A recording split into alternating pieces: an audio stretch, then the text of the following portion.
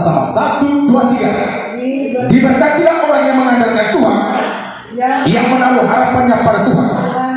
Ia akan seperti pohon yang ditanam di tepi air, yang merapatkan akar-akarnya ke tepi mata air, dan yang tidak mengalami datangnya panas terik, yang daunnya tetap hijau, yang tidak khawatir dalam tahun kering, dan yang tidak berhenti menghasilkan buah. Haleluya. Diberkatilah orang yang mengandalkan Tuhan, yang menaruh harapannya pada Tuhan. Ia akan seperti pohon yang ditanam di tepi air, yang merapatkan akar-akarnya ke tepi batang air, dan yang tidak mengalami datangnya panas terik, yang daunnya tetap hijau, yang tidak khawatir dalam tahun kering, dan yang tidak berhenti menghasilkan buah. Bapak saudara kasih oleh Tuhan, dari ayat bacaan ini, di sini kita melihat siapa sih generasi Yeremia, atau apa sih generasi Yeremia? Bapak Ibu, generasi Yeremia adalah generasi yang takut akan Tuhan, generasi yang mengandalkan Tuhan, generasi yang berserah penuh kepada Tuhan. Itulah generasi Yeremia. Katakan amin. Hendaklah saudara juga merupakan generasi Yeremia di tengah pandemi COVID-19 ini.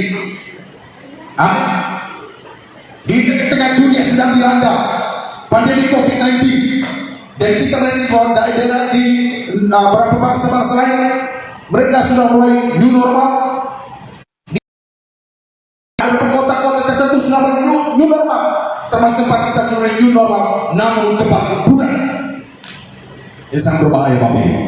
Mari kita tetap waspada, kita tetap melakukan segala aktivitas kegiatan kita, tapi jangan lupa disiplin protokol kesehatan sangat penting.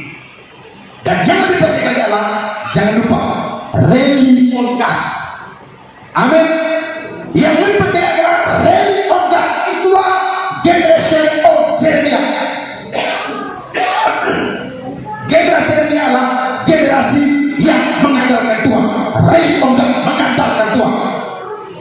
Bapak saudara kasih oleh Tuhan, generasi Jeremia adalah generasi yang mengandalkan Tuhan, dan Tuhan membangkitkan generasi ini. Bapak Ibu, saya yang saya gatal, tapi bukan corona. Jangan takut. Jadi Bapak Ibu, ketika hari Kamis malam kami konsen di rumahnya Bapak Agus Ono, ketika kami sharing mengenai firman Tuhan, ada salah satu Bapak Ibu, waktu kami sharing firman Tuhan, jadi kita lihat bahwa Bapak Ibu, bahwa apapun terjadi, percayakanlah semua hidup kita ini kepada Tuhan. Amin. Percayakanlah semua hidup kita ini kepada Tuhan. Karena begini Bapak Ibu, sekalipun ada orang disiplin mengikuti protokol kesehatan, tetapi jika tanpa penyerahan diri secara total kepada Tuhan, tanpa mengandalkan Tuhan, akan kena juga. Kedua, ada orang yang mengandalkan Tuhan, berserah penuh kepada Tuhan, tapi jika tidak disiplin dalam hal protokol kesehatan, dia akan kena juga. Dan yang ketiga ini, ada orang yang mengandalkan Tuhan dengan sungguh-sungguh, mengikuti seluruh protokol kesehatan, tapi tetap kena juga. Itu artinya begini Bapak Ibu, hidup kita ini dalam urusannya Tuhan. Amin. Waktu Bapak Kuasa Bapak Agus Ola berkata begini, intinya begini, yang penting lebih kita mati-mati dalam Tuhan. Amin. Daripada mati luar Tuhan. Ketika Bapak Ibu, saya perhatikan firman Tuhan, ketika Daud diperhatikan dengan 3 pilihan, Tuhan meminta Daud untuk memilih, dan tidak ada pilihan lain, pilihan cuma 3 ini. Daud harus pilih salah satu, dan ini menjadi dilema berat bagi Daud untuk memilih. Tuhan berkata kepada Daud, Daud pilih hari ini, pilih hari ini, kelaparan, pedang, atau sakit penyakit. Bapak Ibu, Daud tidak punya pilihan lain, karena Tuhan cuma kasih 3 pilihan. Mau pilih yang mana? Kelaparan, pedang, atau sakit penyakit. Kelaparan artinya Tuhan mendatangkan kelaparan di seluruh negeri Israel. Pedang artinya Tuhan mendatangkan peperangan bagi bangsa Israel. Tuhan mendatangkan bangsa-bangsa lain untuk untuk datang menyerang mereka. Sakit penyakit artinya Tuhan kirim penyakit, dan penyakit itu akan menggerogoti seluruh orang Israel. Dalam situasi pilihan yang sangat berat bagi Daud, dan ini merupakan dilema bagi Daud. Daud tidak punya pilihan lain. Akhirnya Daud berkata begini, lebih baik aku mati dalam tangan Tuhan, aku mati di tangan Tuhan, daripada aku mati di tangan orang fasik. Karena Daud itu, makanya Tuhan kasih apa? Tuhan kasih penyakit. Akhirnya bangsa Israel pada masa itu sebagian besar mereka mati karena penyakit. Tapi Daud sudah berkata, lebih baik kami mati dalam tangan Tuhan daripada mati tangan orang fasik. Artinya bangsa Israel mereka mati, jadi Tuhan ambil mereka dengan cara penyakit. Bapak sudah dikasih oleh Tuhan. Intinya begini Bapak Ibu, kita tetap dan wajib harus disiplin mengikuti seluruh protokol kesehatan, tapi hal terpenting jangan lupa mengandalkan Tuhan dan percaya sendiri kita kepada Tuhan. Kalaupun hari Tuhan ambil kita, syukur ambil, yang penting kita mati dalam tangan Tuhan. Amin. Bapak Ibu, kita melihat dong, generation of Yeremia, generasi Yeremia, ada banyak hal baru yang belum pernah kita lihat dan alami sebelumnya, akan Tuhan lakukan dalam kehidupan kita, maupun dalam pelayanan kita, dalam rumah tangga kita, dalam pekerjaan kita. Dan salah satunya adalah Tuhan sedang membangkitkan satu generasi yang baru, yaitu generasi Yeremia. Tuhan mau membangkitkan satu generasi baru di dalam kehidupan, di dalam rumah tanggamu, yaitu generasi Yeremia. Saudara akan generasi Yeremia, di mana saudara akan tetap mengandalkan Tuhan, saudara akan sungguh-sungguh berserah pada Tuhan, saudara akan terus mengandalkan Tuhan dalam segala situasi. Firman Tuhan tadi berkata, diberkatilah orang yang mengandalkan Tuhan dan yang menaruh harapannya hanya kepada Tuhan. Ia akan seperti pohon yang tak tepi aliran air, yang akarnya akan terus merambat ke batang air dan ke tepi batang air, dan yang daunnya tetap hijau, yang tidak pernah mengalami tahun kering. Itu artinya begini Bapak Ibu, sekalipun situasi boleh menggoncang dunia, sekalipun bencana COVID-19 menggoncangkan dunia, tetapi jika orang yang benar mengandalkan Tuhan, yaitu generasi Yeremia, mereka akan tetap dipelihara oleh Tuhan. Ada satu hal yang Bapak Sola sampaikan malam itu, dia berkata begini, kita melihat bahwa hari-hari ini penyakit ini Bapak Ibu, dia tidak memandang orang kenal Tuhan maupun orang tidak kenal Tuhan. Dia tidak memandang orang sehat maupun orang yang bawaan sakit penyakit. Buktinya ada yang sehat, disiplin protokol, kena juga. Ada orang yang tidak melanggar protokol, tapi enggak juga kena. Ada beberapa waktu lalu, ada orang posting di Facebook. Dia posting itu di peristiwa di Jakarta. Orang gila jangan mondar-mandir ke sana kemari, makan makanan sampah. Ya positif bilang gini, apakah corona takut sama orang ini? Orang lain disiplin kena penyakit. Orang gila ke sana kemari, tidak tersana corona. Bapak Sola berkata begini Bapak Ibu, dan saya sangat teguhkan iman saya dari pernyataan dia berkata begini. Jadi kalau ada orang yang ada orang yang mati karena corona, pertama itu mungkin orang itu tidak kenal Tuhan sehingga Tuhan marah, Tuhan tegur. Yang kedua, ada orang sungguh Tuhan tapi kena corona dan dia mati, itu berarti Tuhan sangat sayang sama dia, makanya Tuhan cepat ambil.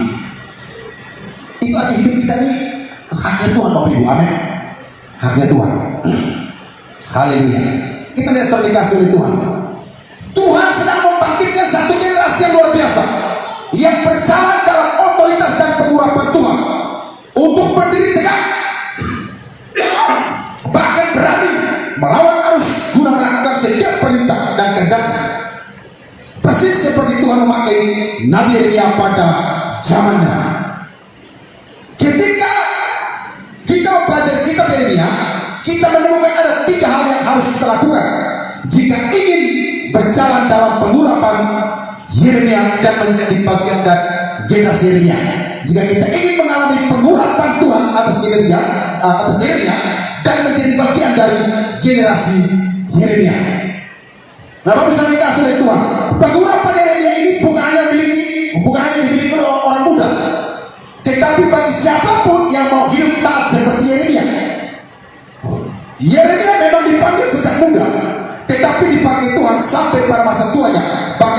sampai ia dipanggil Tuhan. Saudara, Yeremia adalah dipakai Tuhan sejak masih muda, tapi dia dipakai Tuhan sampai di hari Tuhan. Ada orang yang dari masa mudanya, tetapi di saat pertengahan usianya, usia 3 bulan, sudah Tuhan tidak dipakai mereka, sudah Tuhan bunuh mereka, atau sudah Tuhan mengangkat ganti orang lain. Tapi Yeremia Tuhan pakai dari masa muda sampai di masa tuanya. Nah, sudah dikasih oleh Tuhan Yesus Kristus. Nah, sekarang kita melihat teladan dan firman yang disampaikan oleh Nabi Yeremia. Yaitu yang pertama, Bapak Ibu, generasi Yeremia, teladan generasi Yeremia bagi Bapak Ibu dan saya. Jadi pertama, teladan generasi Yeremia yaitu yang pertama adalah rely on God, harus hidup mengandalkan Tuhan. Amin. Jadi Bapak Ibu, situasi kondisi terjadi hari ini, mari kita andalkan Tuhan. Amin. Mari kita andalkan Tuhan. Bapak Ibu, kita tetap disiplin seperti yang saya katakan tadi, disiplin dengan protokol kesehatan harus, dan ini satu kewajiban yang harus. Tetapi terlebih harus mengandalkan Tuhan. Tuhanlah perlindungan kita, Tuhanlah pembela kita, Tuhanlah keselamatan kita. Bapak Saudara berkata begini, kalaupun Tuhan ambil, yaitu artinya Tuhan sangat sayang sama kita, sebab kita harus cepat tinggalkan bumi ini. Karena bumi ini bukanlah tempat kita yang sesungguhnya, kata firman Tuhan, tapi bumi adalah sebagai tempat titipan di mana kita untuk membenahi diri, lalu kita akan kembali ke tempat asal kita, yaitu surga yang kekal. Haleluya. Jadi teladan generasi Yeremia bagi kita lah harus mengandalkan Tuhan, rely on God. Amin. Harus mengandalkan Tuhan, Bapak Ibu. Hari-hari ini banyak orang coba mengandalkan harta kekayaannya. Mereka coba untuk mengandalkan kekuatan sebagai manusia. Mereka coba mengandalkan keuangan mereka.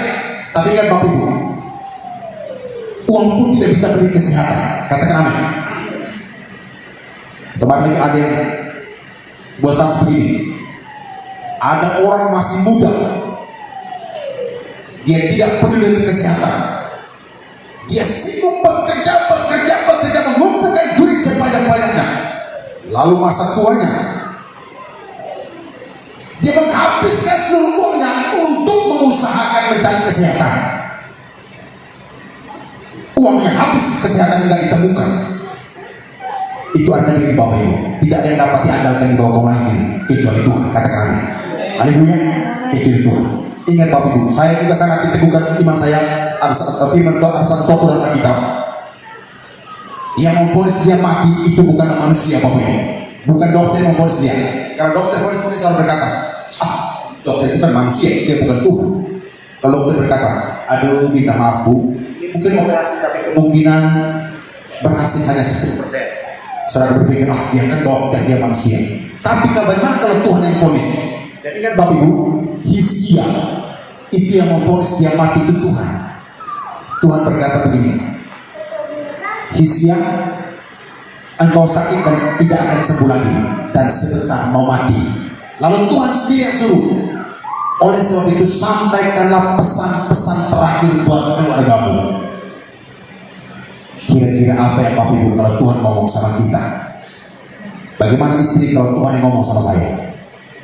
Ignas, kayaknya kamu lebih sebulan, malam kamu harus mati.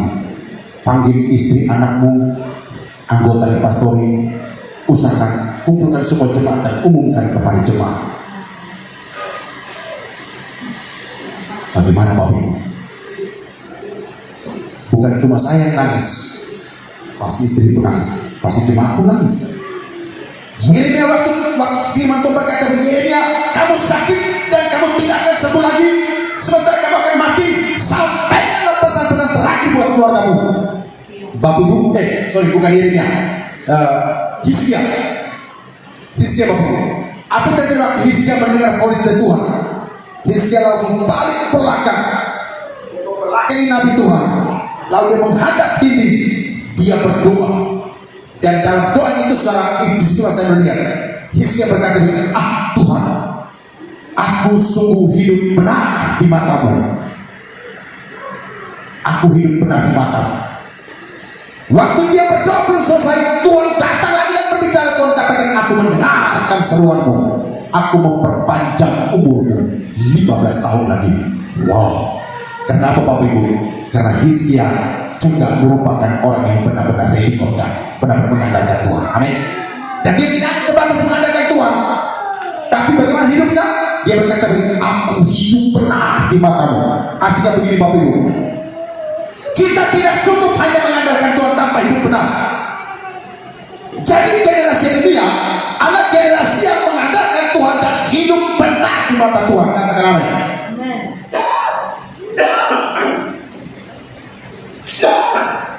Mereka hidup benar di mata Tuhan. Jadi mereka tidak hanya mengandalkan Tuhan, tapi generasi Yeremia adalah generasi yang juga hidup benar di mata Tuhan.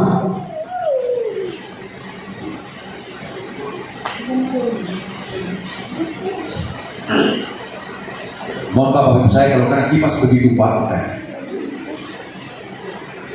Jadi seperti Bapak Ibu, jadi harus hidup dengan mengandalkan Tuhan. Yeremia pasal 17 ayat 5 sampai 7 itu sungguh luar biasa Bapak Ibu. Yeremia 17 ayat 5 sampai 7 berkata begini, beginilah firman Tuhan, terkutuklah orang yang mengandalkan manusia, yang mengandalkan kekuatan sendiri, dan yang hatinya menjauh daripada Tuhan. Ia akan seperti semak bulus pada belantara.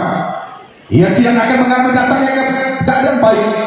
Ia akan tinggal di tanah Angus, di padang gurun, di negeri padang asing yang tidak berkebun. Tapi ayat 7 dan 8 dikatakan, diberkati orang mengandalkan Tuhan yang menaruh harapannya pada Tuhan.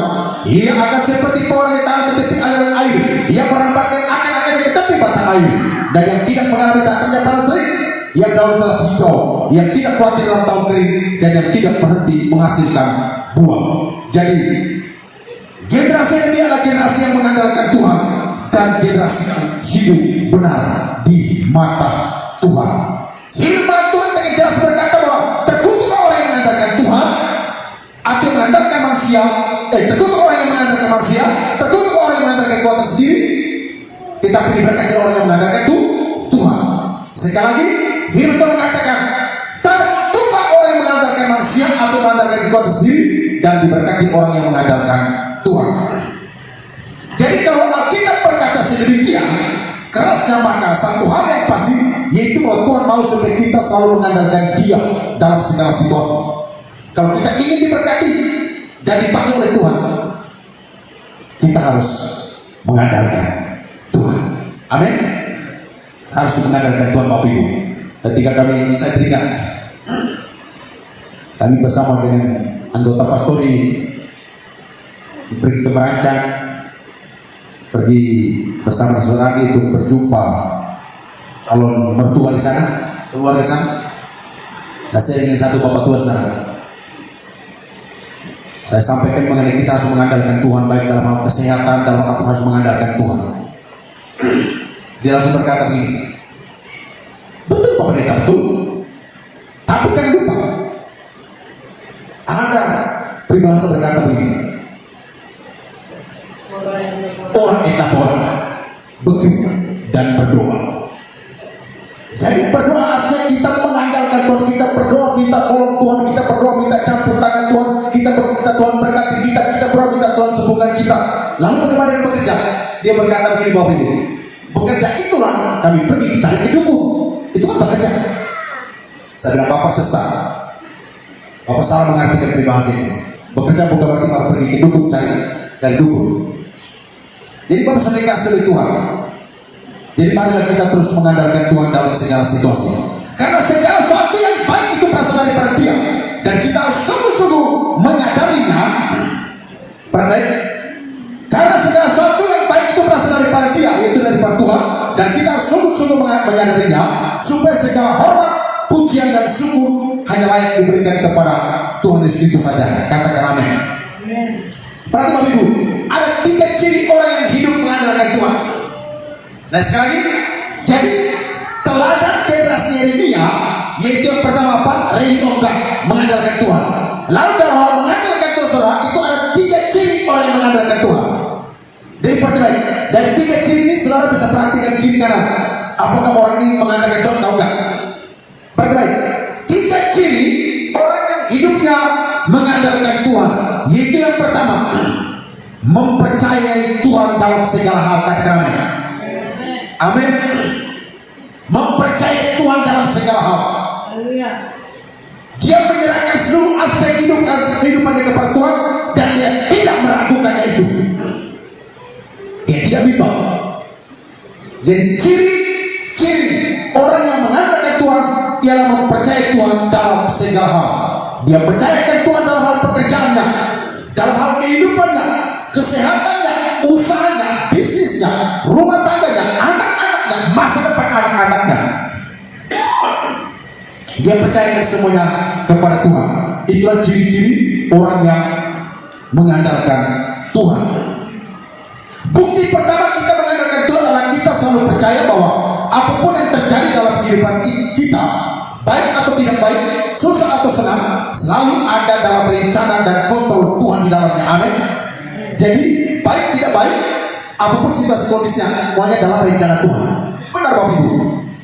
Karena Alkitab berkata begini Bapak Ibu, baik orang benar maupun orang fasik akan sama-sama tetap mati juga. Amin. Dan kita melihat kadang orang baik maupun orang benar, orang percaya maupun orang tidak percaya, ada saatnya Tuhan kasih sama-sama kasih penyakit juga. Ada saatnya di mana Tuhan kasih sama-sama masa krisis juga. Ada saatnya di mana Tuhan perhatikan dengan peperangan juga. Intinya yang jelas kalau orang percaya, orang benar, hidupnya pasti dalam kontrol Tuhan. Haleluya. Haleluya, dia pasti dalam kontrol Tuhan. So dikasih oleh Kristus, sehingga kita tidak mudah bersungguh-sungguh dan menyalahkan siapapun atau apapun.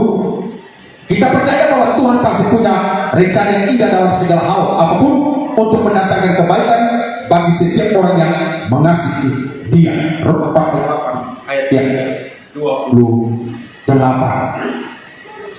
Ciri-ciri orang yang mengandalkan Tuhan. Yang kedua, mengakui Tuhan dalam segenap jalan hidupnya. Amin. Mengakui Tuhan dalam segala segi kehidupannya. Ada begini Bapak Ibu, supaya kita bisa paham. Supaya kita bisa paham poin ini. Ciri-ciri orang yang mengandalkan Tuhan, yang kedua adalah mengakui Tuhan dalam segala jalan kehidupan. Artinya begini Bapak Ibu, segala keberhasilan, kesuksesan, berkat yang dia miliki semua, dia harus mengaku bahwa semua itu adalah berkat daripada Tuhan, bukan hasil usaha manusia. Firman Tuhan berkata begini, berkat Tuhanlah yang menjadikan kaya, susah payah tidak akan menambahnya. Selalu berkata, loh, tapi kan saya yang bekerja. Betul, kita bekerja. Bagaimana kalau Tuhan tidak kasih kita kesehatan? Bagaimana kalau Tuhan tidak kasih kita kekuatan untuk bekerja? Bagaimana kalau Tuhan tidak kasih kita kemampuan untuk bekerja? Bagaimana kalau Tuhan tidak memberikan kita kesempatan peluang untuk bekerja? Semuanya ada dalam haknya, dalam aturan mainnya Tuhan. Katakan amin. Itu yang dikatakan mengakui Tuhan dalam segenap jalan hidupnya. Amin. Kalau hari ini saudara bisa pakai baju baru, bukan karena saudara bekerja keras untuk beli baju, itu karena berkat Tuhan. Hari ini saudara pakai sepatu baru, bukan karena saudara berkata saya tabung baru saya bisa beli sepatu ini, itu karena berkat Tuhan. Amin. Hari ini kalau saudara bisa sehat, itu bukan karena saudara yang menjaga kesehatan, itu karena berkat Tuhan buat saudara dan saya. Hari ini kalau kita kuat, itu bukan karena kita yang menjaga kekuatan kita, bukan kita yang menjaga tubuh kita yang tetap fit, itu semua karena berkat Tuhan. Buktinya Bapak Ibu, ada orang menjaga betul kesehatan, tiba-tiba kena penyakit. Ada orang yang selalu menjaga tubuhnya supaya tetap kuat, dia fitness atau dia olahraga, dia jogging dan waktu yang teratur, tetap tiba-tiba lemah juga. Semua dalam aturan mainnya Tuhan. Ingat Bapak Ibu, di bawah kolong langit ini segala sesuatu yang terjadi itu semua diatur oleh Tuhan. Makanya Salomo dengan penuh hikmatnya dia berkata, segala sesuatu ada waktunya. Ada waktu untuk sehat, ada waktu untuk sakit, ada waktu untuk tersenyum, ada waktu untuk tidak tersenyum, ada waktu untuk menangis, ada waktu untuk tertawa, ada waktu untuk lahir, ada waktu untuk mati. Haleluya. Segala satu ada waktu Tuhan. Haleluya. Mengakui Tuhan dalam segala jalan hidup kita. Artinya Bapak Ibu, Selalu melibatkan Tuhan dalam setiap aspek kehidupan kita. Selalu mencari Tuhan dan wajahnya, memohon berkat dan perkenan Tuhan. Kita harus sadar bahwa tanpa Tuhan kita tidak bisa berbuat apa-apa. Harus sadar bahwa tanpa Tuhan kita tidak bisa berbuat apa-apa. Kita perlu Dia di setiap saat. Kita perlu melibatkan Tuhan dalam segala yang kita kerjakan. Kalau kita ingin berhasil dan beruntung, Amsal pasal 3 ayat 6. Saudara kalau mau berhasil, mau beruntung, andalkan Tuhan dalam segala sesuatu. Dan ketika kita sudah mengandalkan Tuhan, Tuhan masih juga mengizinkan hal-hal yang tidak kita inginkan. Itu artinya satu, Bapak Ibu. Sekarang, perhati Bapak Ibu. Ini sedikit permainan kalimat ini. Tolong perhati baik. Kalau kita sudah mengandalkan Tuhan dengan sungguh-sungguh, kita mengakui Dia dalam segala segi kehidupan kita, kita berserah penuh kepada Tuhan. Tapi kalau Tuhan masih mengizinkan juga, itu artinya Bapak Ibu, hanya satu, itu artinya satu yang Tuhan mau. Kita harus selalu apa? Bersyukur. Bersyukur bukan hanya di saat diberkati. Tapi Bapak Ibu berkata begini, Bapak pernah ada yang berkata begini, aku bersyukur dengan adanya pandemi COVID-19 ini. Pernah ada yang berkata begitu? Atau ada yang berkata begini, penyakit ini kapan berlalu? Itu masyarakat yang tidak pernah disiplin. Nanti kita ini kena lockdown lagi. Lalu mereka soal berkata begini, aku bersyukur dengan adanya penyakit ini, membuat saya makin dekat dengan Tuhan. Membuat saya makin sadar bahwa Tuhanlah kehidupan saya, kekuatan saya. Haleluya. Kita perhatikan Bapak Ibu. Ciri orang yang mengandalkan Tuhan. Ciri orang yang mengandalkan Tuhan. Yang ketiga adalah berharap hanya kepada Tuhan. Dia tidak mengharapkan manusia. Dia tidak mengharapkan keuangannya. Dia tidak mengharapkan harta kayanya. Dia mengharapkan Tuhan. Amin. Bapak Ibu, saya perhatikan ini Bapak Ibu. Ada orang yang rumahnya banyak bolong sana sini, enggak ada pelihara satpam di rumahnya, penjagaannya kurang ketat, tapi aman. Ada orang yang rumahnya bersatpam ketat, kunci sana kunci ini ketat juga kembalinya. Itu artinya Bapak Ibu, lebih kita andalkan Tuhan saja. Amin. Haleluya. Dan intinya Bapak Ibu selalu bersyukur. Orang yang mengandalkan Tuhan akan selalu berharap dan bersandar hanya kepada Tuhan. Kekuatan kita terbatas, manusia bisa mengecewakan, tetapi Tuhan tidak pernah mengecewakan. Bahkan kuasanya tidak pernah terbatas. Orang tua bisa mengecewakan anak-anak yang kita harapkan dia akan bertumbuh besar, dia akan membantu orang tua, bisa mengecewakan orang tua. Istri bisa mengecewakan suami bisa mengecewakan istri. Saudara-saudara bisa mengecewakan kita. Di saat kita susah, kita berharap saudara-saudara kita bisa bantu kita, bisa kecewakan kita Bapak Ibu. Tapi ingat, Tuhan semesta langit tidak pernah mengecewakan kita. Amin. Dia Tuhan sedikit pun tidak pernah mengecewakan umatnya. Dia tidak pernah mengecewakan orang pilihannya. Dia tidak pernah mengecewakan umat perjanjian. Itulah Tuhan kita Bapak Ibu. Haleluya. Dalam Mazmur pasal 118 ayat yang ke-8, yang adalah ayat yang tengah dari Alkitab, menunjukkan kepada kita akan hal ini. Dialah sumber kehidupan, Dia adalah pusat. Sebab itu biarlah mata kita hanya tertuju kepada Tuhan, karena hanya Dialah sumber pertolongan kita. Amin.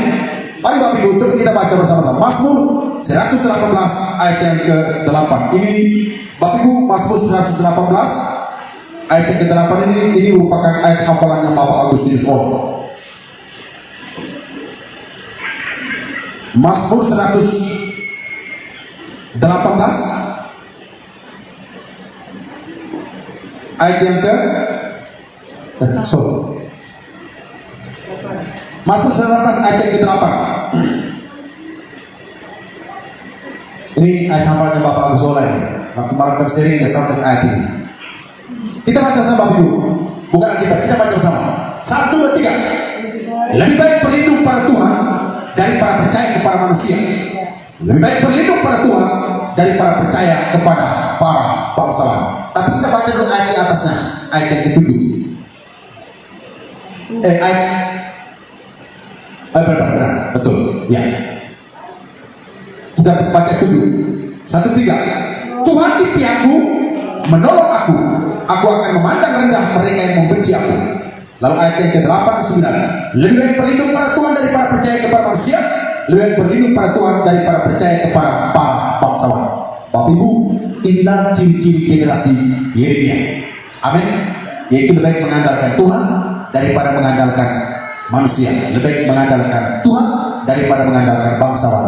Apa itu bangsa-bangsa? Artinya orang punya kekuasaan, orang yang berpengaruh, punya kekuasaan, punya kemampuan, orang kaya macam-macam. Jadi Bapak Ibu, mari kita mengandalkan Tuhan dalam segenap jalan hidup kita. Haleluya. Ketika Raja Yosafat dan bangsa Israel, mereka tidak berdaya karena dikepung oleh 3 bangsa lain yang sangat banyak jumlahnya. Mereka cuma hanya bisa berharap kepada Tuhan. Dalam keterbatasan dan ketidakmampuannya, mereka berseru kepada Tuhan dan Tuhan datang menyelamatkan mereka. Kalau kita baca dari 2 Tawarik pasal yang ke-20 ayat 1-30, itu sungguh luar biasa Bapak Ibu.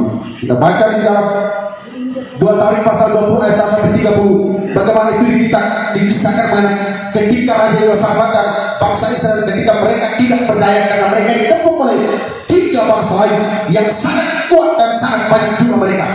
Namun Raja Yosafat, mereka hanya berharap kepada Tuhan. Dalam keterbatasan Raja Yosafat dan ketidakmampuannya, ketika Raja Yosafat berseru kepada Tuhan dan Tuhan datang menyelamatkan mereka dari tangan bangsa-bangsa yang hendak mengepung mereka, dari tangan orang-orang fasik. Dalam situasi kondisi hari-hari ini, marilah kita lebih mengandalkan Tuhan dan percaya bahwa Tuhan akan memberkati Bapak, Ibu, Saudara, dan saya. Katakan amin. Bapak Ibu, dia masuk kerja hari ini. Bapak Ibu, ini saya mau sampaikan kesaksian daripada Saudara Leo. Saudara Leo yang pernah tinggal di Pasar yang kita doakan. Dia sekitar 7 bulan tidak masuk kerja karena sakit, karena gila. Dia kerja di perusahaan SIS minuman. 3 bulan dia tidak masuk kerja. 7 bulan, karena dari bulan Januari dia tidak masuk kerja karena sakit. Lalu kita doakan dia. Saya tidak lagi berdoa supaya dia bekerja, tapi saudara supaya dia disembuhkan oleh Tuhan. Kita terus doakan dia, kita layani dia, lalu dia mulai sembuh. Saya selalu terus ingatkan dia, andalkan Tuhan, berserah penuh kepada Tuhan. Saya tidak lagi berpikir tentang pekerjaan, tapi puji Tuhan, dia juga benar mengandalkan Tuhan, dia berharap hanya kepada Tuhan. Bapak Ibu, setan baru pas di saat kondisi dia belum begitu sembuh, di saat dia masih dalam kondisi sakit, lockdown karena corona menyebar di Indonesia. Akhirnya saya pun nggak bisa kunjungi dia karena lockdown di rumah masing-masing. Tapi saya hanya telepon, motivasi, tolong sungguh-sungguh sama Tuhan.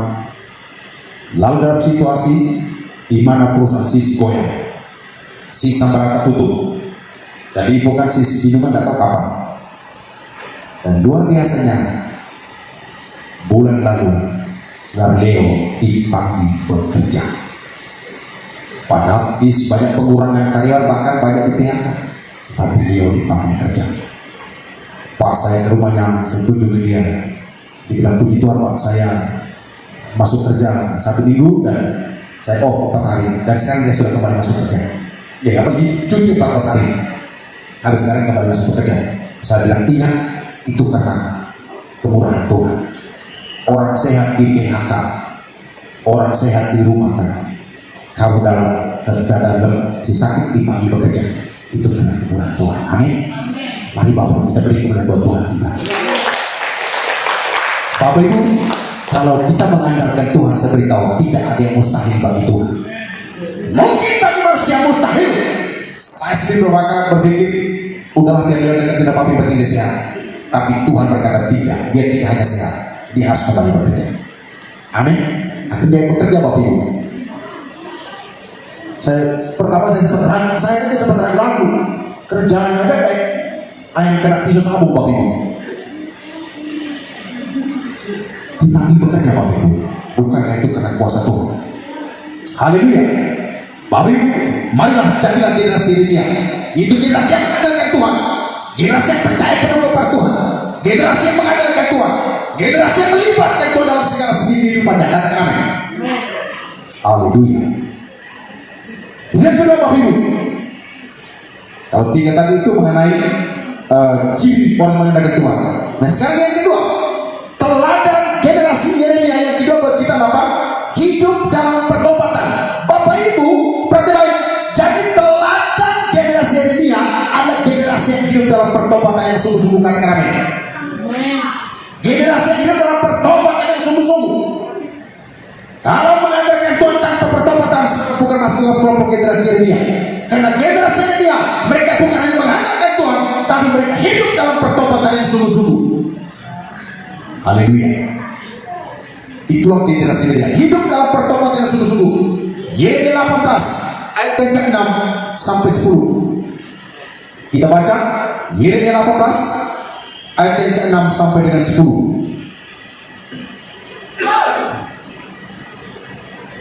Yeremia 18 ayat 6 sampai 10. Perhati baik. Masakan aku tidak dapat bertindak kepada kamu seperti tukang periuk ini? Hai kamu Israel, demikianlah firman Tuhan. Sungguh seperti tanah liat di tangan tukang periuk, demikianlah kamu di tanganku, hai kaum Israel. Ada kalanya aku berkata tentang satu bangsa dan tentang suatu kerajaan, bahwa aku akan mencabut, merobohkan dan membinasakan. Tetapi apabila bangsa yang terhadap siapa aku berkata demikian telah bertobat. Perhatikan kalimat ini Bapak, perhatikan kalimat ini. Tetapi apabila bangsa yang terhadap siapa aku berkata demikian telah bertobat dari kejahatannya, maka menyesallah aku bahwa aku hendak menjatuhkan malapetaka yang kurancakan itu terhadap mereka. Ada kalanya aku berkata tentang suatu bangsa dan tentang suatu kerajaan, bahwa aku akan membangun dan menanam mereka. Tetapi apabila mereka melakukan apa yang jahat di mataku dan tidak mendengarkan suaraku, maka menyesallah aku bahwa aku hendak mendatangkan keberuntungan yang kujanjikan itu kepada mereka. Jadi Bapak dalam ayat ini ada dua hal yang buat Tuhan menyesal. Tuhan menyesal pertama ketika Tuhan mau mendatangkan murka, tapi karena orang itu bertobat, maka Tuhan menyesal sehingga Tuhan membatalkan murkanya, Tuhan membatalkan penghukumannya. Penyesalan Tuhan yang kedua adalah ketika Tuhan memberkati orang itu, Tuhan membuat dia hidup dalam keberuntungan, tapi ternyata dia melakukan suatu kejahatan dan dia tidak bertobat. Tuhan berkata begini, maka menyesal aku, maka aku membatalkan berkat itu, aku membatalkan untuk mendatangkan keberuntungan bagi mereka. Jadi generasi Yeremia ada generasi yang hidup dalam pertobatan yang sungguh-sungguh.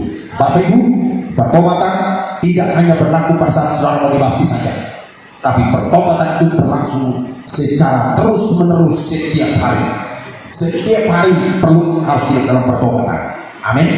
Setiap hari saudara perlu mengaku, tidak perlu mengaku kepada manusia, tapi mengaku sama Tuhan. Haleluya. Haleluya. Saya setiap malam saya mengaku dosa. Mungkin seharian saya marah sama orang, mungkin seharian saya salah kata menyakiti hati orang, mungkin seharian saya bercanda tapi menyinggung hati orang lain. Saya berkata, Tuhan ampuni saya kalau saya telah membuat dia tersinggung, kalau saya telah menyakiti hati dia. Pertobatan itu berlangsung secara terus menerus. Itulah generasi Yeremia. Katakan amin. Haleluya. Kasih kiri kanan, jadilah generasi Yeremia. Haleluya. Mari Bapak Ibu kita jadi generasi Yeremia. Jadilah generasi Yeremia di tengah pandemi COVID-19. Katakan amin. Jadilah generasi Yeremia di tengah pandemi COVID-19, yaitu generasi yang hidup dalam pertobatan yang sungguh-sungguh.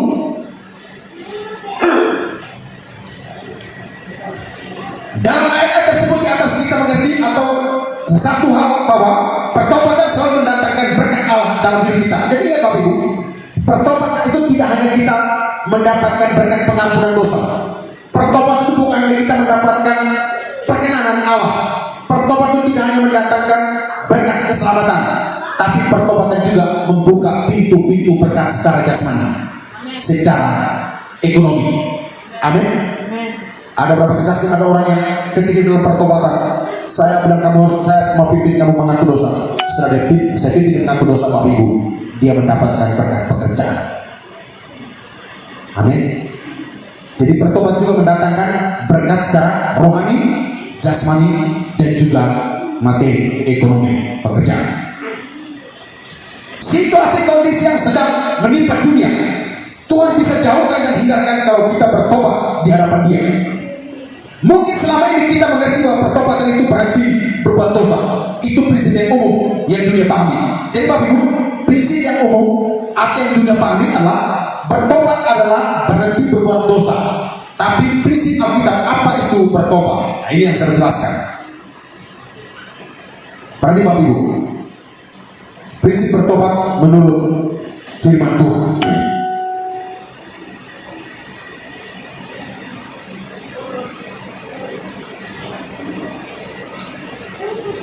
Ya, dalam ayat tersebut atas kita mengerti bahwa satu hal bahwa pertobatan sudah mendatangkan berkat dalam kehidupan kita. Situasi kondisi yang sedang menimpa dunia, Tuhan bisa jauhkan dan hindarkan kalau kita bertobat di hadapan Dia. Mungkin selama ini kita mengerti bahwa pertobatan itu berhenti berbuat dosa. Nah, ini merupakan prinsip umum yang dipahami oleh dunia. Tetapi Alkitab mengajarkan diri Bapak Ibu. Alkitab mengajarkan bahwa bertobat artinya bukan hanya berhenti berbuat dosa, tetapi apa? Tetapi juga berbalik dan berjalan ke arah yang benar.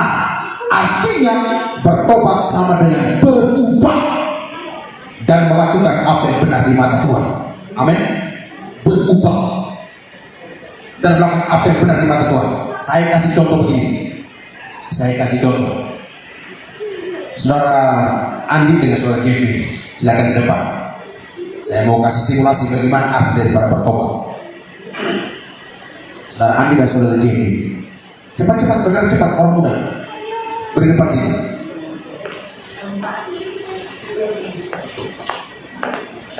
Beri depan. Kalau baik, ini simulasi.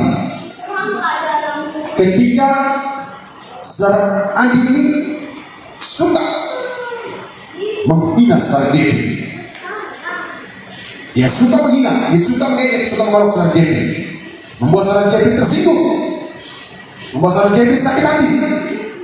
Lalu ketika saudara Andi menyadari kesalahannya, dia bertobat. Nah, bertobat prinsip secara umum pandangan dunia, yaitu Andi datang dan berkata, Andi berkata, aku tidak mau lagi menghina Kevin, aku tidak mau lagi mengolok dia, aku tidak mau mengejek dia. Dia akan berkata, saya minta maaf ya, saya berjanji, saya tidak mau lagi menghina kamu, saya berhenti menghina kamu, saya berhenti mengejek kamu, saya berhenti mengolok kamu. Itu pandangan biasa, pandangan dunia. Itu hanya sebatas itu.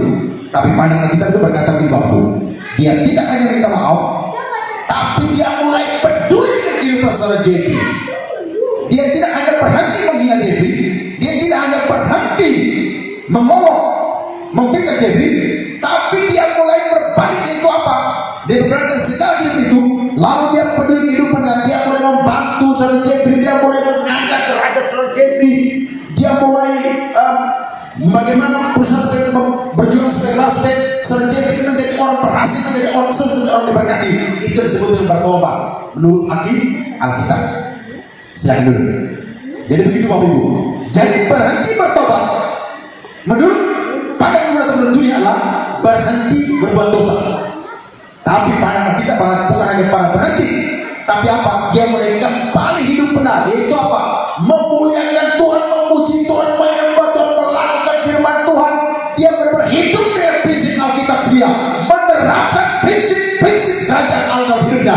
Dia menerapkan nilai-nilai firman Tuhan dalam hidupnya, nilai-nilai kerajaan Allah dalam hidupnya. Itulah bertobat Bapak Ibu. Kadang ada orang salah mengartikan bertobat itu seperti begini, bertobat aku, tidak mau lagi makan lombok. Ada orang menanggapi kata bertobat hanya sebatas seperti itu. Aduh, bertobat aku makan lombok.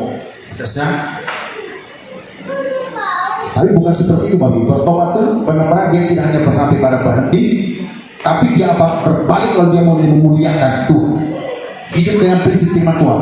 Dia hidup dengan prinsip nilai-nilai kerajaan Allah dan melakukan kebenaran firman Tuhan dalam kehidupan. Jadi berarti Bapak Ibu, jadi kesimpulannya bahwa pertobatan itu melahirkan perubahan. Sebaliknya, tidak ada perubahan tanpa pertobatan. tetapi berbalik, berubah hidup. Dan perubahan itu akan bisa terlihat dan dirasakan oleh orang lain. Haleluya. Waktu Sakeus bertobat, Bapak perhatikan. Waktu Sakeus bertobat, apakah Sakeus hanya berkata begini? Ya Tuhan Yesus, ya Guru, saya berjanji, saya tidak akan lagi memeras orang. Apakah Sakeus hanya berkata begitu? Karena Sakeus itu mengunjungi Bapak Ibu, dan dia suka memeras. Apakah Sakeus hanya berkata begitu? Saya berjanji, saya berhenti memeras. Saya berhenti memeras atau menagih sesuai dengan nominal yang telah ditentukan oleh raja. Tapi tidak, saudara, kita lihat contoh pertobatan yang menurut Alkitabiah dari Sakeus.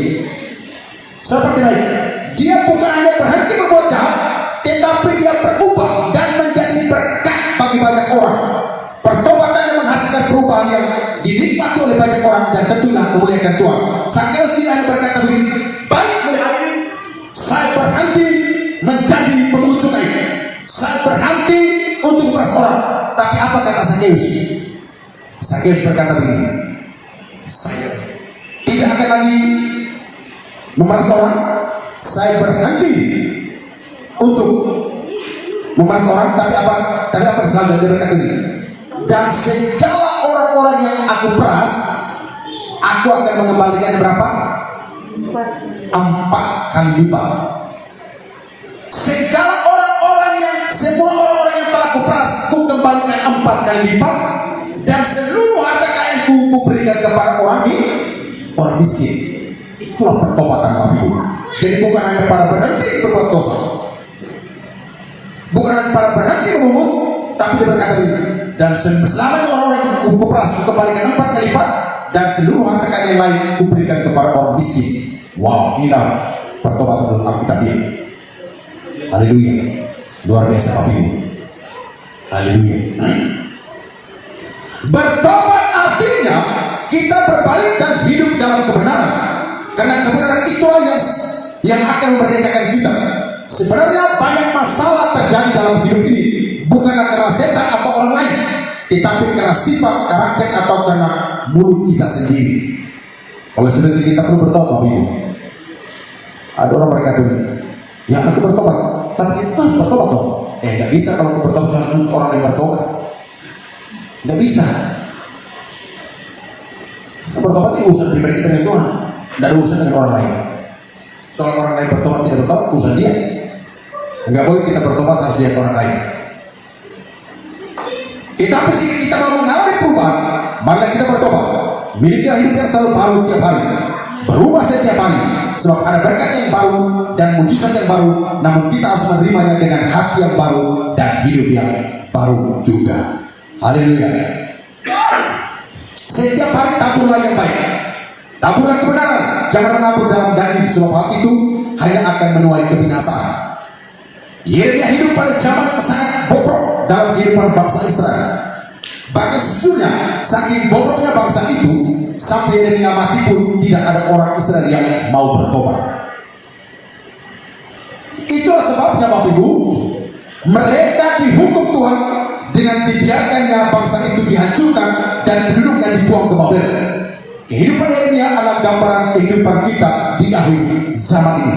Marilah generasi Yeremia. Dunia tidak akan lebih baik.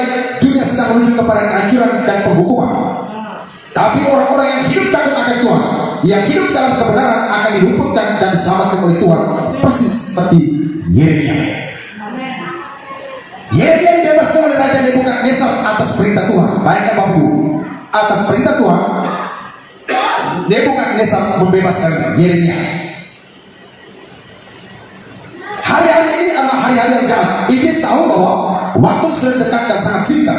Itulah sebabnya dia ingin menjatuhkan banyak anak Tuhan. Dia ingin menghancurkan kehidupan banyak keluarga anak Tuhan. So itu kita harus berjaga-jaga. Seperti yang saya katakan dari awal tadi, iblis mengambil alih dalam penyakit virus pandemi COVID-19 ini, yaitu dengan cara mengintimidasi manusia. Waktu manusia mau beribadah, dia mengintimidasi. Bahaya loh di sana, bahaya. kamu akan kena virus sana. Tapi iblis juga coba untuk memberikan satu keyakinan dan percaya diri kepada manusia bahwa nggak apa-apa kamu pergi ke tempat kami, nggak apa-apa kok, nggak apa-apa kamu pergi ke tempat-tempat rumah makan sana, nggak apa-apa, aman kok.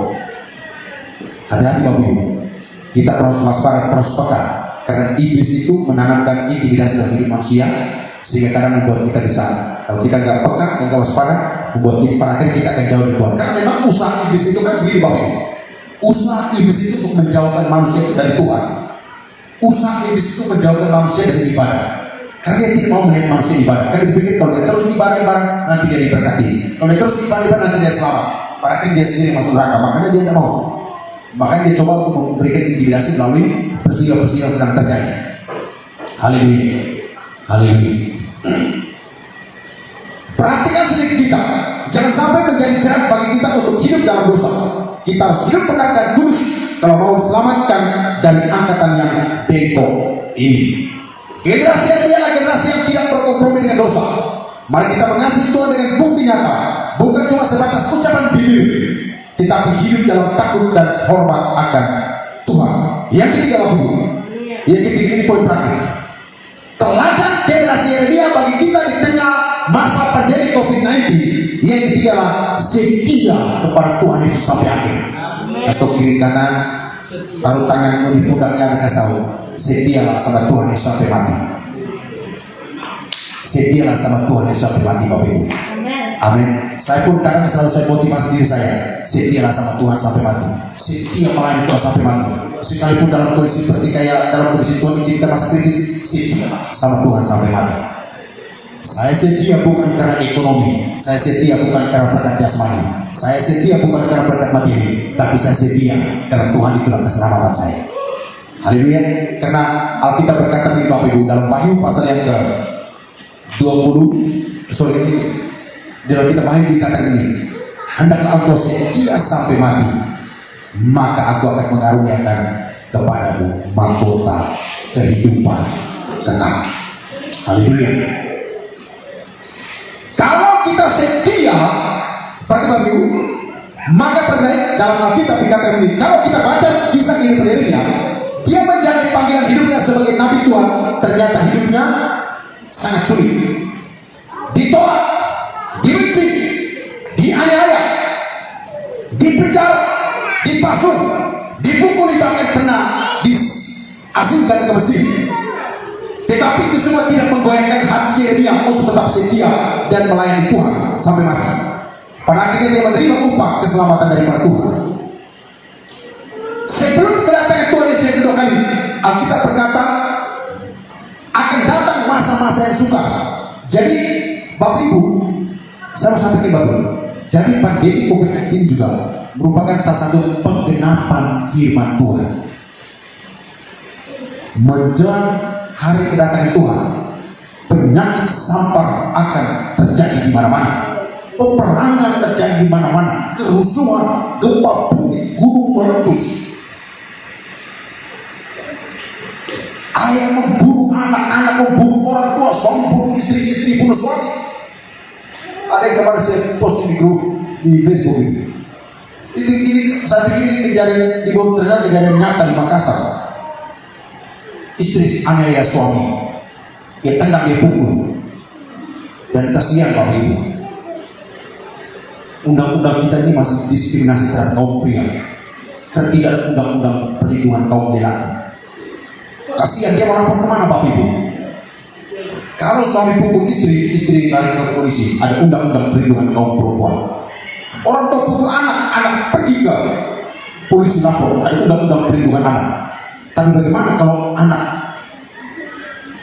kalau istri pukul bapak, anak pukul bapak, tidak ada undang perlindungan bapak-bapak. Jadi bapak-bapak, terimalah nasib ini. Terimalah nasib ini bapak-bapak. Jadi seperti bapak bisa dikasih. Jadi itu merupakan penggenapan bahwa sebelum kedatangan Tuhan Yesus kedua kalinya, Alkitab berkata akan datang masa-masa sukar, dan pandemi COVID-19 ini merupakan masa sukar bagi dunia. Kenapa saya katakan masa sukar bagi dunia? Manusia sulit untuk bersosial. Yang tadinya manusia suka bersosial, tapi dengan adanya penyakit membuat dia tidak bisa lagi bersosial, tidak bisa lagi bersalaman, tidak bisa lagi cipika capaka satu dengan yang lainnya. Orang tidak bisa lagi ngumpul bersama-sama, orang tidak bisa kemana-mana. Ini merupakan masa sukar di hari kedatangan Tuhan Yesus Kristus yang kedua kali. Dalam 2 Timotius pasal 3 ayat pertama, akan ada permurnian, akan ada banyak tantangan dan guncangan. Tapi Bapak Ibu dikasih Tuhan, marilah kita tetap setia kepada Tuhan sampai mati. Alkitab juga berkata bahwa orang benar akan hidup oleh iman. Sebab itu kita harus memiliki iman yang kuat, karena Tuhan mau kita bertahan sampai pada kesudahan zaman. Jangan sampai kita mulai dengan roh tetapi mengakhiri dengan daging. Kita yang sudah lahir baru, kita sudah mulai dengan roh, biarlah mengakhiri juga dengan roh. Amin. Bapak Ibu, artinya ini Bapak Ibu, biarlah kita yang sudah mengenal Tuhan, mari kita mengakhiri kita juga dengan tetap mengenal Tuhan. Ada orang yang mengenal Tuhan lalu mengakhiri hidupnya dengan tidak mengenal Tuhan. Bapak Ibu, ingat Bapak Ibu, Alkitab juga mengatakan ini, pada hari kedatangan Tuhan akan banyak muncul nabi-nabi palsu, akan banyak muncul pesan-pesan, dan juga akan ada banyak orang-orang buta.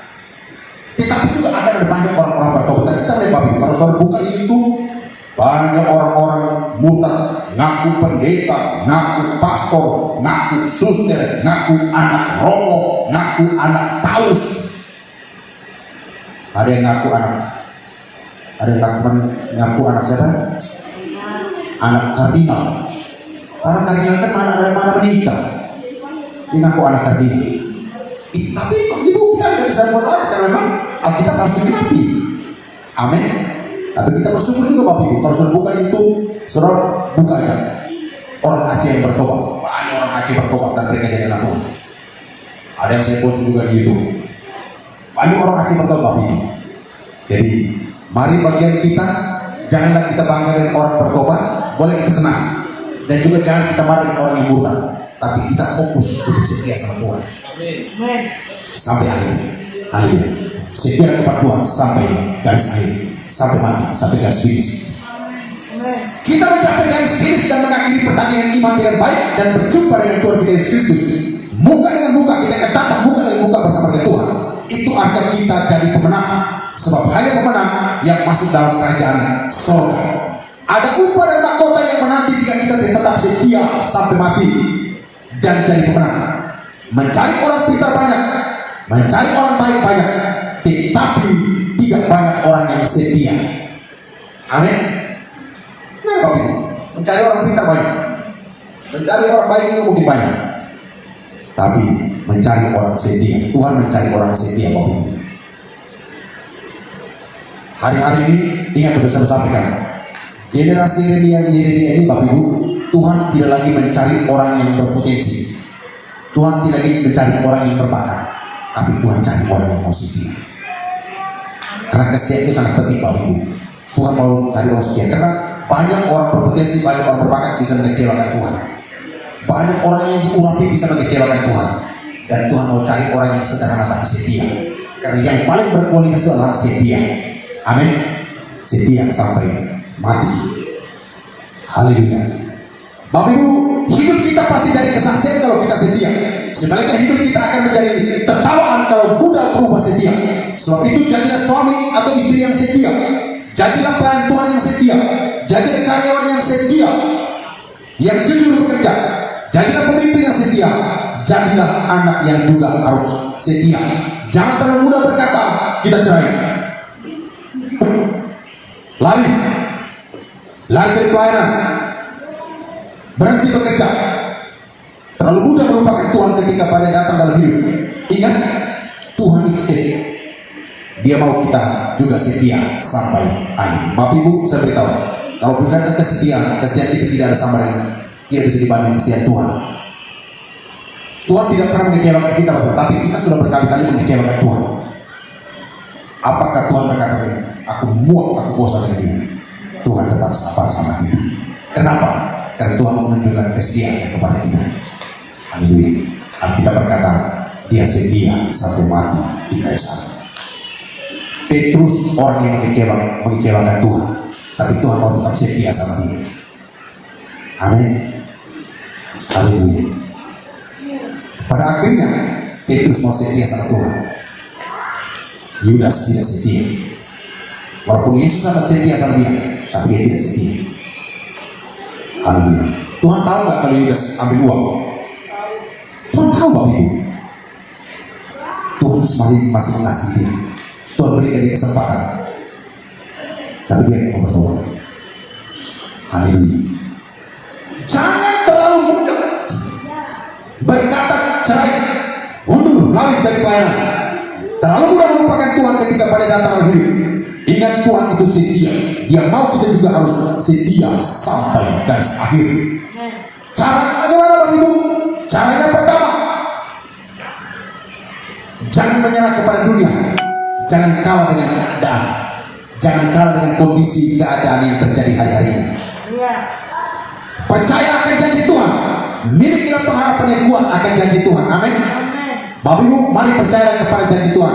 Milikilah keyakinan yang kuat akan janji Tuhan. Tuhan berjanji untuk apa? Untuk melindungi saudara. Tuhan berjanji untuk memberkati saudara. Tuhan berjanji untuk memberkati masa depan anak-anak kita. Tuhan berjanji untuk memberkati pelayan kita. Mari kita tetap setia sama Tuhan. Percaya akan penyertaan dan pembelaan Tuhan. Ingatlah akan janji Tuhan dalam 2 Korintus pasal yang keempat ayat 7 dan begini. Sebab penderitaan ringan yang sekarang ini mengerjakan bagi kami kemuliaan kekal yang melebihi segala-galanya dari penderitaan kami. Haleluya. Saya tutup Bapak Ibu. Kalau kita bertahan,